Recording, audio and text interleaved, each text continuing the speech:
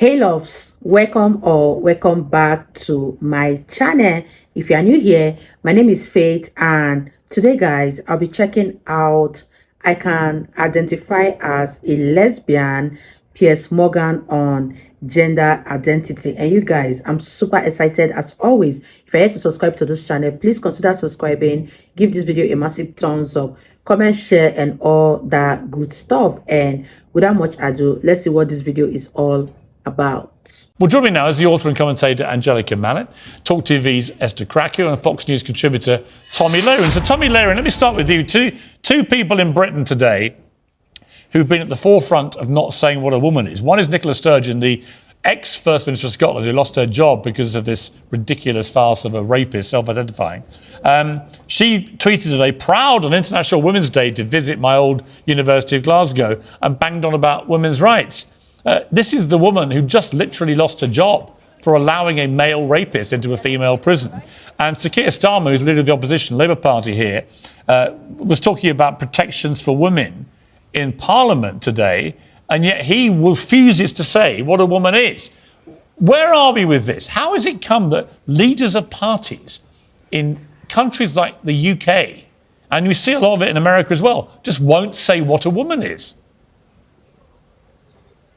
Well, first of all, I have to apologize to you because all of this wokeness originates here in the United States of America, and then we export it to you in the UK. Yes, you're to blame. So we started this really in America. Yes, we are. You know, the wokeness starts here, and then it, of course, moves over, and now you guys have to deal with it. The world has to deal with it. But I say this, I'm proud to celebrate International Women's Day because I know what a woman is. So I would say if you don't know what a woman is, you don't get to celebrate it. You don't get to pretend to be a feminist when it's helpful to you or helpful to your political narrative. You have to be able to define what a woman is. This is all a farce. They are seeking to erase women, and this is the radical rainbow mafia, as I call it. This is not your average LGBT activist. This is the rainbow mafia section of that radical LGBTQ movement that has made women less than, and then has elevated all of this transgenderism and all of this pick your gender, identify as potato. They have hijacked the women's rights movement, the feminist movement, and actual feminists should be really pissed off about it. Well, as a feminist, I am. I recently interviewed Angelica, the Prime Minister,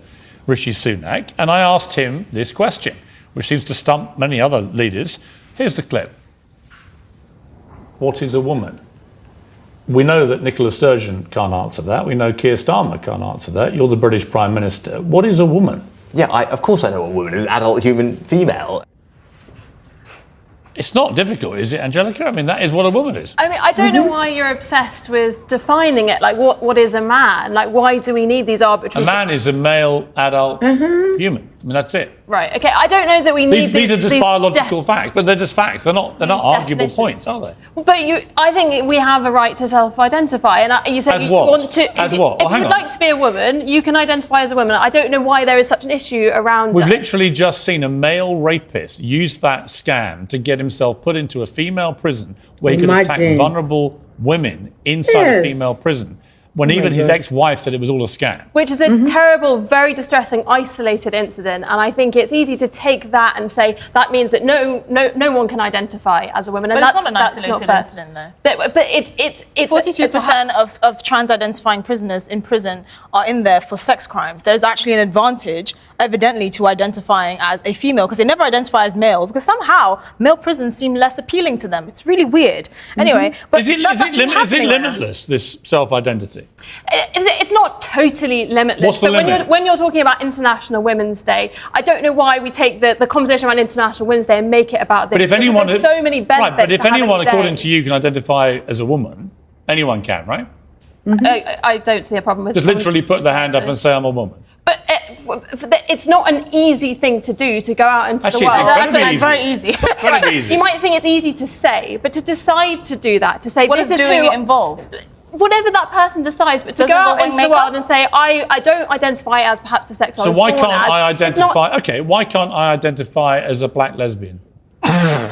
Well, firstly, I mean, it was. I'm serious. I'm serious. If I can identify as anything without any need to prove I'm actually what that is, why can't I, on International Women's Day, say I'm Piers Morgan, I'm a black lesbian? I think taking it to a kind of absurd status. I think we're that's talking what, about quite a with strong respect, I think physical that change. you'd already opened the absurdity door by saying it is limitless. You can do what you like. Anyone can say, I'm a woman. So I simply ask you, why can't I? I mean, this point kind of ridicules trans people to an extent. Actually, I think that's what you really said problematic. ridicules trans That's people. not true. Because actually people who go through the full process of transition, who actually go through what we used to call a sex change, which I don't think you can muck around with original biology, but those who actually go through surgical procedure over a number of years, I've got great respect for that very difficult journey they go on. I have zero respect for people who just wallop their hand up and go, suddenly, I'm a woman, and I want all the rights that a woman has, and I want to compete, say, in sport. I'm a 6'4" athlete, sprinter, swimmer, whatever, who's competed very mediocrely in male sport. I now want to come in and crush women in swimming pools and in sprinting events and break all their records, perhaps irrevocably, just by saying, I'm a woman. I think that is the absurdity you were talking about. Yeah. My response was to say, well, if it's limitless, why can't I then say whatever I want to say? And you say immediately, as I knew you would, well, that's ridiculous. But my point is, you were being ridiculous. Well, that's your opinion. You can think I'm ridiculous, but I don't think you can say, well, it has to... I don't know why I am, but you're not. I don't think you have to say it's post-op is the only way that someone's allowed to identify as trans. The original standard the original standard for being transgender was being diagnosed with gender dysphoria, which is a legitimate condition. And now it's been, however way you feel. So if you feel on Tuesday you're a woman and on Thursday you're a pizza, that's perfectly valid. But to you, that's ridiculous. And I want to know why that is ridiculous. We should be talking about actual women on International Women's Day. That's not crazy. I mean, I agree. I think, but your idea of an actual woman... chromosomes. It's an adult female. It's not difficult. The chromosomes are a pretty good indication. I don't think you have to be biologically female to identify Then as you a are woman. wrong, because then I can identify as a fox. Yeah. But again, it's You a can. bit of an absurd point. How many? Well, let me ask you this. Let me ask you this, Angelica. How many genders are there? 2. There are 2 genders. Oh. Wow. So you don't believe in transgenders at all? Well, I think there are... Whoa, hang on. Whoa. There are 2 genders. Well, it's taught in... Well, why do you say well? You've literally just launched this huge defence of transgenderism. Now you've eradicated it. I think there's... If there are 2 genders, you mean male and female, right? There's gender fluidity. I will...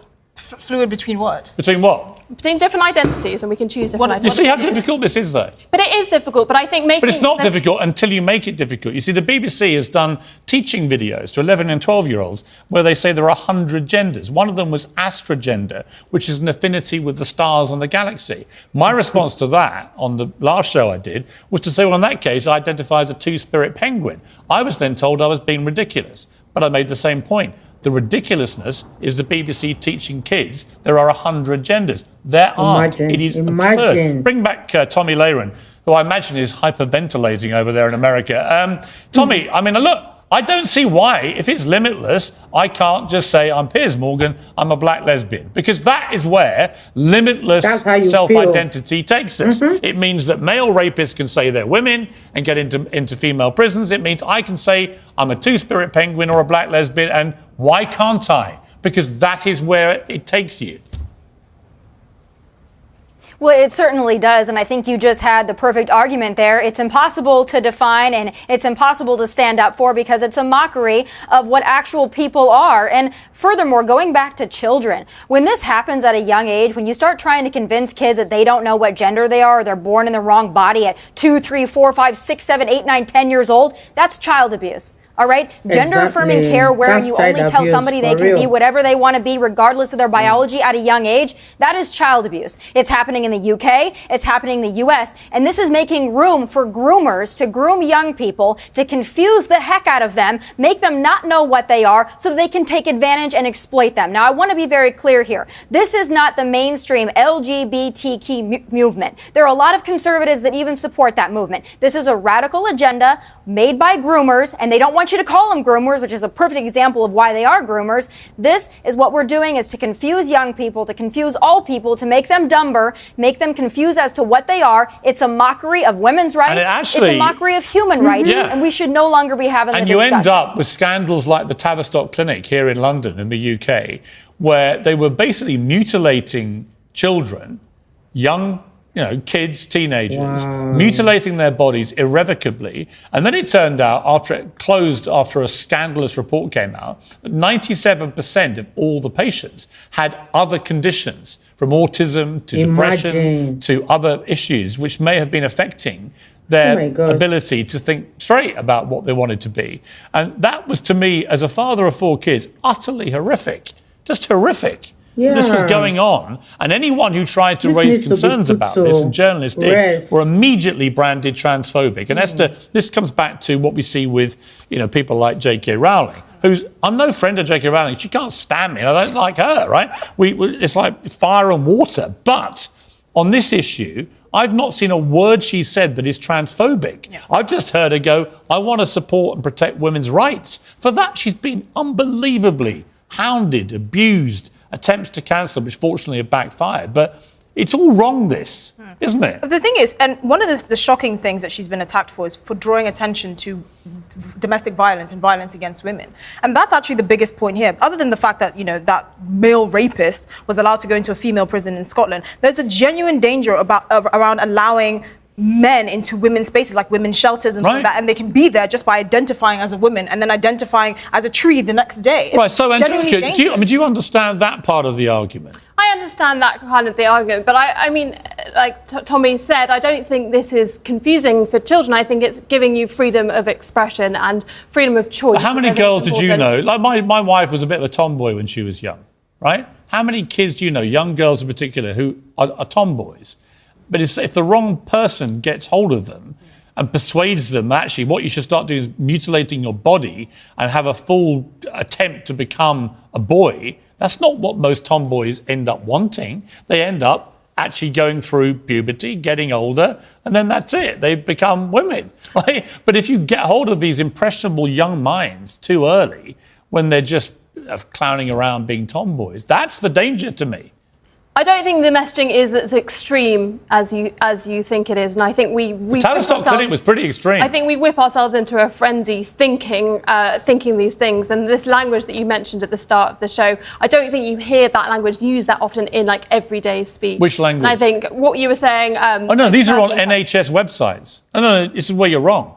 This is actually NHS websites in many cases. They genuinely call women chest feeders, birthing partners. They dare not say anything gender specific to women in case some trans people don't like it. To which I say, where are the rights of women to be called what they want to be called? Why does all language have to be degendered for a tiny minority of people? I think the problem is there's so much fear around having these kind of conversations and saying the wrong thing, getting it wrong. That means that people can't have conversations that feel kind of progressive about what is gender identity, what does the future look like, how do we create a compassionate space? So I think to your question at the start, like what is women and why politicians wouldn't answer it, they're so scared of getting it wrong. And well, people are scared because the mob come for them. Yeah. Exactly. And the mob needs to just go away and shut up. Anyway, I think scrap International Women's Day until we can all agree what a woman is. No, I'm sorry. I think there's so many benefits to having International Women's Day. It'd be a real shame to do that. Well, if you had your way, everyone would celebrate it by identifying as a woman, even if they weren't. Well, being a woman. Happy International Women's Day. I am a woman. It's a farce. Anyway, Angelica, lovely to see you. Thank you very much. Esther, going to see you a bit later on. Tommy, always good to have you over at the pond. International Women's Day. There you are. A fine example of a genuine woman. Correct? Thank you. Yes, absolutely. Identify as a woman. I am a woman. And that's how this thing works, ladies and gentlemen. Exactly. Thank you, Tommy Lehrer. Wow, you guys. This gender identity is becoming sicker by the day. So if I feel like I'm a tree today, should I be taken to the forest? Or I don't even know how to describe a man just waking up and saying that he is a female. And when he commits a crime, he should be taken into the female prison. That is totally wrong.